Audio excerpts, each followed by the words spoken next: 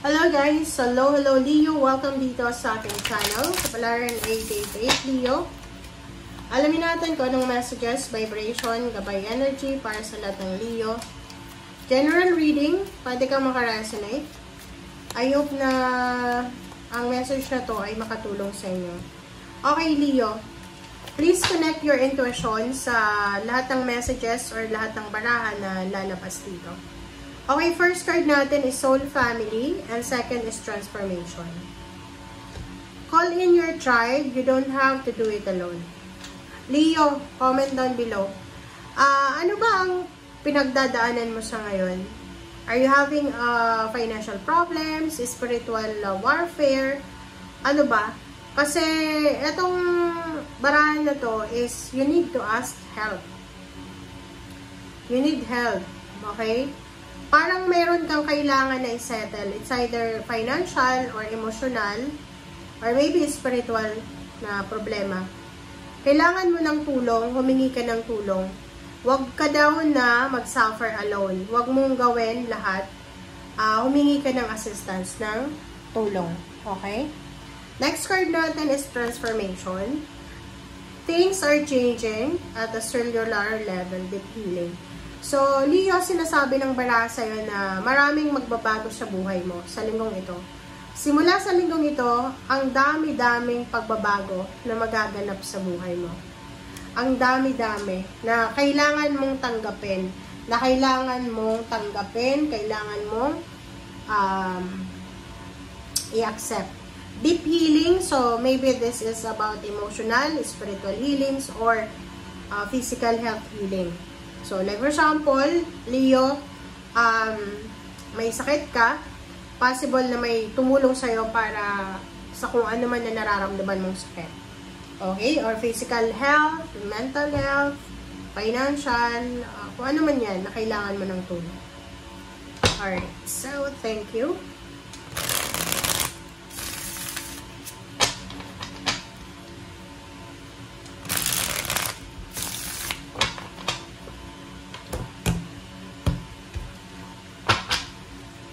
Okay, first card tayo.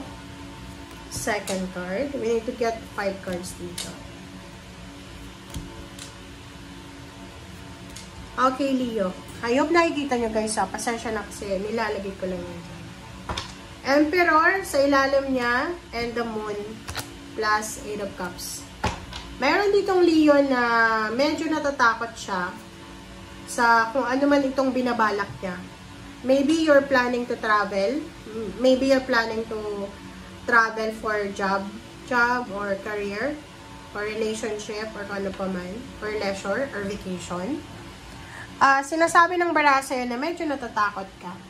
Medyo natatakot ang Leo na to na hanapin yung power niya, like yung swerte sa buhay.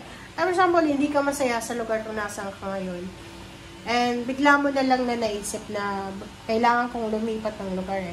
I need to find another place kung saan swerte or para makuha ko yung swerte ko. But meron kang konting takot na nararamdaman. Sa linggong ito, the Star, 2 of Wands, 3 of Pentacles, Page of Pentacles, Ace of Swords. Nakikita ko sa inyo, Leo, na yun na nga. Meron kang pinaplano, meron kang iniisip. Ang dami mong ang daming fresh ideas sa isip mo, sa utak mo eh. Yun yung maganda sa Leo eh, kasi ang dami-dami nilang ideas palagi. Marami kang, kumbaga, paraan na naiisip para ma-achieve yung mga pangarap mo sa buhay, para makuha kung anong gusto mo sa buhay. But, yun na nga, you have something na nararamdaman na illusion of fear. Natatakot ka. Pangalawa, meron ditong 3 of Pentacles. May ibang Leo na parang gusto mong magnegosyo eh. Gusto mong itry yung pagnenegosyo.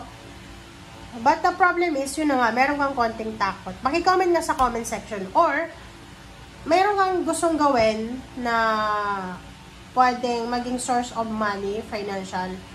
Pero hindi mo alam kung ano kasi ang dami-dami mong ideas. Page of Pentacles, Ace of Swords. Isang information, isang confirmation, isang balita ang posibleng matatanggap mo sa linggong ito about money. na posibleng tungkol ito sa future. Hindi pa to sa ngayon. So, like for example, may Leo ditong maybe you're a business person, self-employed.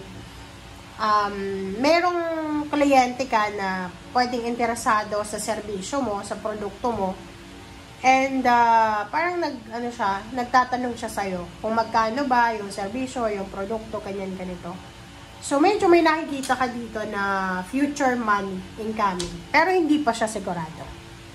Alright. So, thank you, Leo.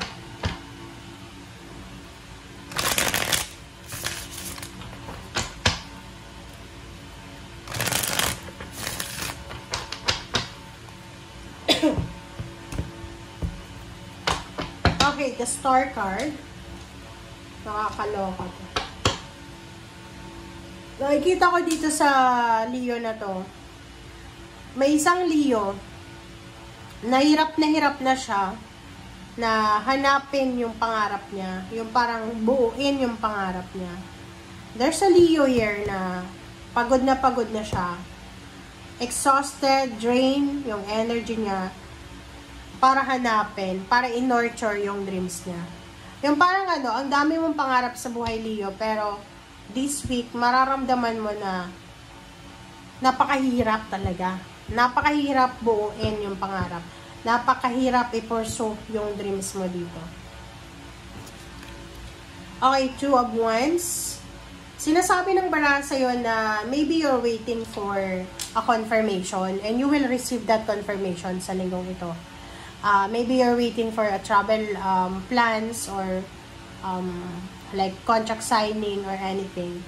And may good news na paparating sa'yo, especially if it's about travel. So, kung may plano kang mag-travel international or local sa December, October, September, November, or August, sinasabi ng baraha sa'yo na mayroong confirmation ka na matatanggap sa linggong ito.